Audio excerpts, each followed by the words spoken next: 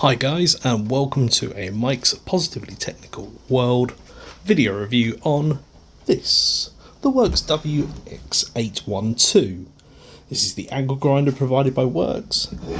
It's brushless and it comes complete with a 4 amp hour battery and a 2 amp hour 2-hour charger, as well as a beautiful carry case. I'm not going to go through those because you're probably not very interested in those. However, you are probably interested in whether or not this is as good, if not better, because of its portability, than a 240 volt or 110 volt if you're in the United States, plug in the mains equivalent. And this is what I'm going to try and have a look and see whether or not it is today. Without really further ado, I'm going to go through a few features of it. It runs on the 20 volt power share battery, so you can stick them in your lawnmower, you can stick them in your strimmer, and then you can come into your workshop and stick them in your grinder, or you can use them in your drill, or whatever else power share products you want to turn around and put them into. Fantastic, brilliant as always. That's not really here for that. It's powered by a brushless motor, a very high torque brushless motor. Goes through a 90-degree gearbox in the end, direct drive onto this here. It has a quick release adjustable spark shield, and it is ambidextrous handle for madman, no grip style, left-handed or right-handed individuals. And there's nothing very wrong with that. And it's all very well and good. It also comes, ironically, it's an angle grinder, so it comes with a grinding disc made by worx. Beautiful piece of kit. This is a grinding disc. It's designed for grinding, not cutting. What we're going to do today is we're going to see how well it cuts, not grinds. So that means that the worx grinding disc we can put to one side. And instead we're going to use a worx from good old Audi. 125mm cutting disc. We're going to be using the 4 amp hour battery, and we're going to cut a variety of different products. I say products, I mean things, inanimate objects. We're going to start with your everyday tri-circle padlock. This is a very low grade padlock. Probably if you hit it with a hammer it'll probably open, but we're going to see how it tackles the, I assume, stainless, maybe chrome plated nickel shackle on the lock. I'm going to destroy that. Then we're going to move up to this. This is a railroad tie, or a railway track tie if you're in the UK, and this would actually hold in your railroad or your railway onto a sleeper. It's a piece of bent metal that just basically gets compressed by a hydraulic compressor machine onto the railroad, so it clocks in like that, and then that gets pulled down onto the rail, and that is what stops the rail from physically lifting up off the track bed. And if it goes through that like a hot knife through butter, we got this lock, the shackle, that is made from what I will only describe as unobtanium. Yeah, it's very heavy. I could just about hold it perfectly with one hand. These are actually off of street utility cabinets. I've been given a project to try and see whether or not I can get through them. That's another story for another day. But if it's going to be done, it's going to be done with this bad boy. And yeah, we'll use that as a final. See whether or not we can get through it. That's assuming that it gets through the padlock and the iron railroad tie. Without further ado, let's go over to the jaw horse and see how these get on. First of all, I'm going to put some safety gear on. For this, I'm going to be using my ear defenders. Say what? And some eye shields. These prescription eye shields, so I can see even though I need glasses and I don't have to wear a pair of goggles. And they keep my eyes safe. So let's flip the camera around to the jaw horse. Let's try with number one, the padlock. Let's see how well or unwell. It's worth noting you've got a stop button at the top here, and that locks the blade. Not that you can really see it, such a zoomed in angle.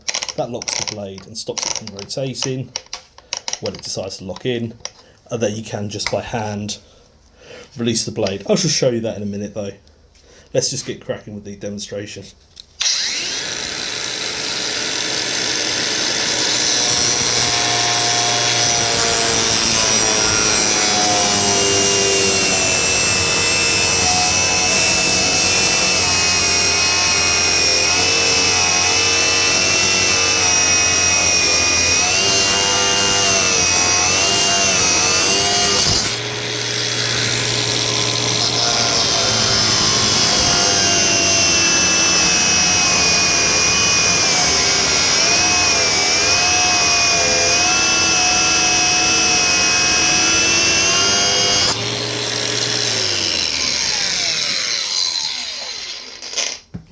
Yes, it can with ease go through the padlock. Now for the railroad tie, it's worth noting that this railroad tie is, he says, stalling for time, just under an inch square. That's one hell of a chunk of iron to go through, and the other aspect is 22 mil, which in American is about, well, 9/10, so it's about 15/16 of an inch. It's huge either way. Let's just get cracking. The blade hasn't really gone down in size, so we're not going to replace it, we're just going to go for it.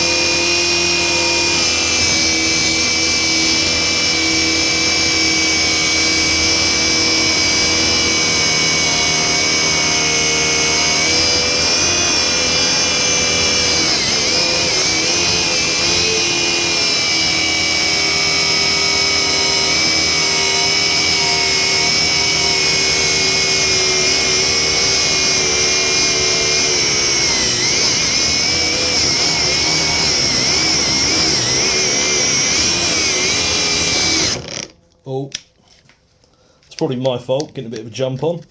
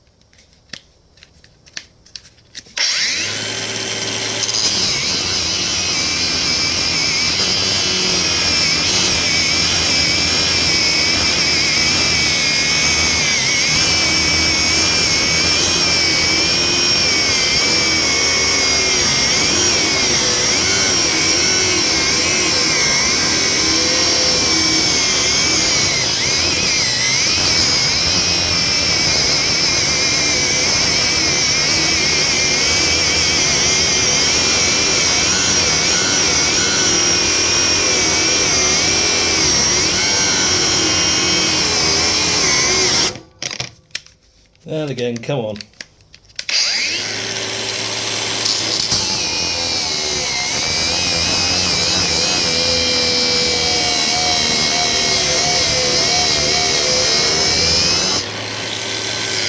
Oh, how the mighty have been conquered and eventually fall. Well, it did it eventually. And now it's the turn of the unobtanium. Let's see if we can even mark this, let alone anything else, shall we?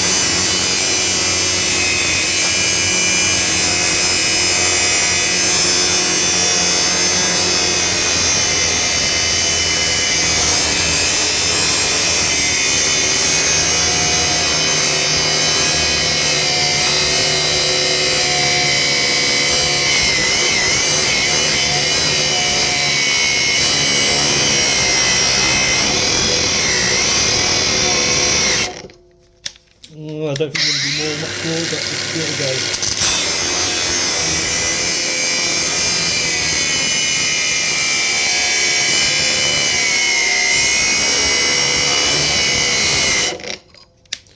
No, I think the whoa, that battery is hot. Yeah, that battery's super duper hot, and I think, if I'm honest, let's have a look. Yeah, I think it's the battery has really died. Ow! Oh, everything is hot, hot, hot. Let's give it another smoke up with a fresh battery. Fresh battery going on. I'll give it another 2 minutes. Well, I'll give it another minute, guys, to see how far we can get through this unobtanium.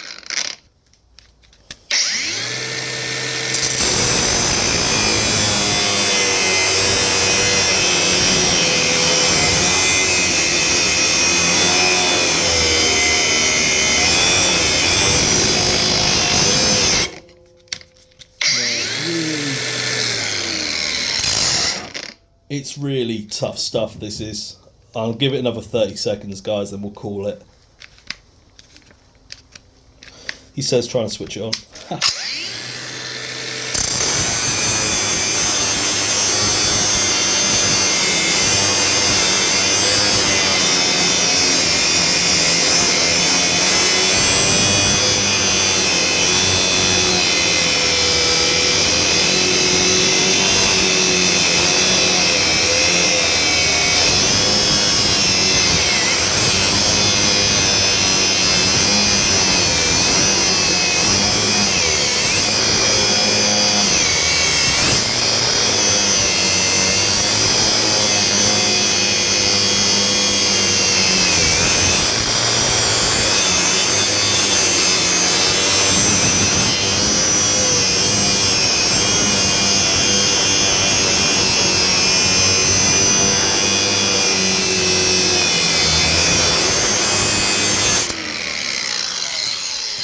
think it's really fair, guys, that I either torture you, your eardrums, or anything else anymore. Really, I think that's about it.